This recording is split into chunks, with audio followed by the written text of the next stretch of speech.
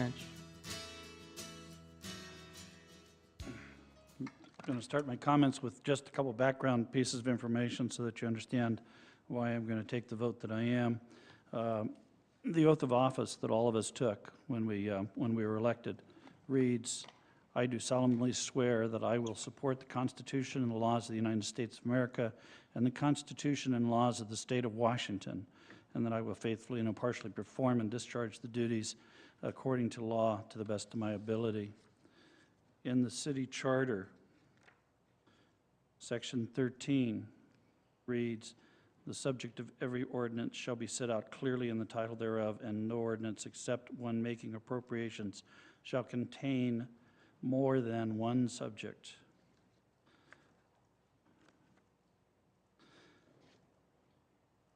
Section 82, "The initiative shall be exercised in the following manner in accordance with the general laws of the state." The state, Section 19, reads, "No bill shall embrace more than one subject, and that shall be expressed in the title." I think it's pretty clear as to what was the intent of both this city charter and the state constitution. You know, the initiative process is also guided by ordinance, and that ordinance provides 4 courses of action. It does not make the role of the city council automatic. It does give discretionary powers to the council, and it does it so that we can, as an elected body, ensure the process is fair, ensure procedures are followed, and ensure that the measures that are put forward to the voters are accurately represented so that the voters have an opportunity to make a well-informed decision. I feel that this measure fails in that regard. The ballot language does not accurately reflect the true nature of the proposed Bill of Rights. It is clear to me that this is a multiple topic ballot measure. The courts have ruled in similar cases that this is illegal. Unfortunately, the courts have typically made those decisions post-election, not pre-election. However, the city charter has not been challenged by the courts or by anybody, and so the courts have not ruled with regard to our charter and our language and our ordinances that guide the initiative process. And I think it's time to do that. If what we have in the charter and our ordinances is not supported by the courts, then we should change it so that it's accurate and it tells the people what they can expect as they go through the process. If, however, what's in the charter and the ordinances are accurate, then we need to enforce that. And that's the authority that this council has. This is not about interfering with the initiative process, but ensuring that the voter is fully informed and that the measure doesn't perpetrate a fraud on the voter. This is our job by ordinance.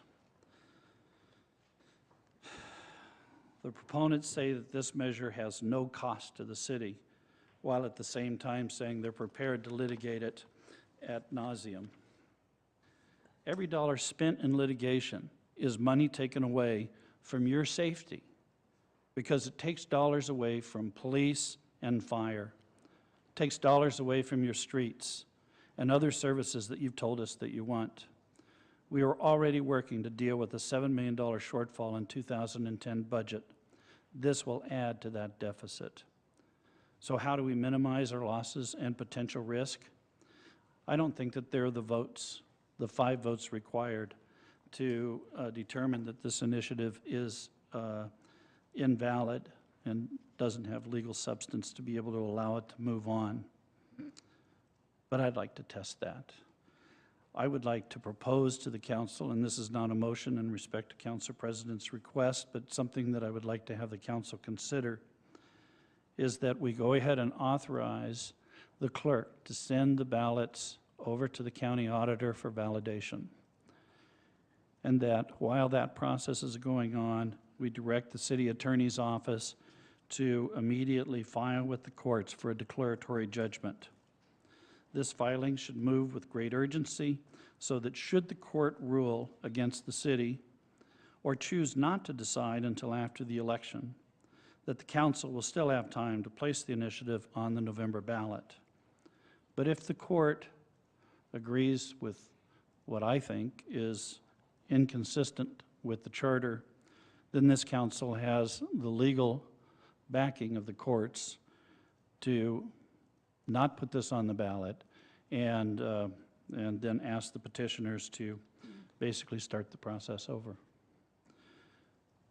Democracy does not mean that the public can vote to commit a violation of law, which I think this does in several cases. This is called a community bill of rights because the rights it professes trumps individual rights.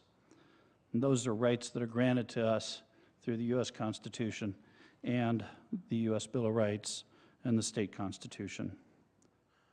I'm struck by the fact that the last three individuals that testified on behalf of sending the measure to the voters to decide basically said that very thing. This is about shifting rights from individuals to community, to neighbors. And I'm not ready to do that. If you haven't gathered by the nature of the conversation with regard to our expectation that we're all going to end up in court together, that's clearly the direction we're heading in. The proponents, and it's interesting, we just got a letter, complaining about tactics and the implied threat of litigation, and we have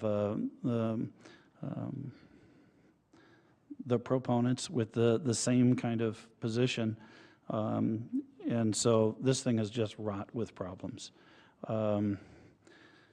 And the unfortunate position that I think the council is in is that if we change the language and make it so that it really reflects the intent of the Bill of Rights, that we'll probably subject ourselves to another lawsuit from the folks from Envision that will say that we tampered with the ballot language.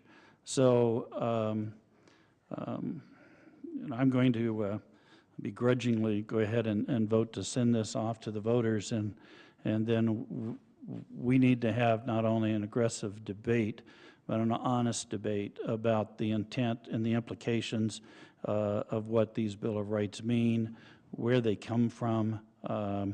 This conversation that they all came out of the comp plan. I spent 6 years helping to write the comp plan, and I don't remember seeing any of this language in that document. There are references to goal statements that talk about aspirations, but there were no Bill of Rights given in that document. And so there's a lot of comments about things that could have, would have, should have, but they didn't really happen. I guess let the debate begin.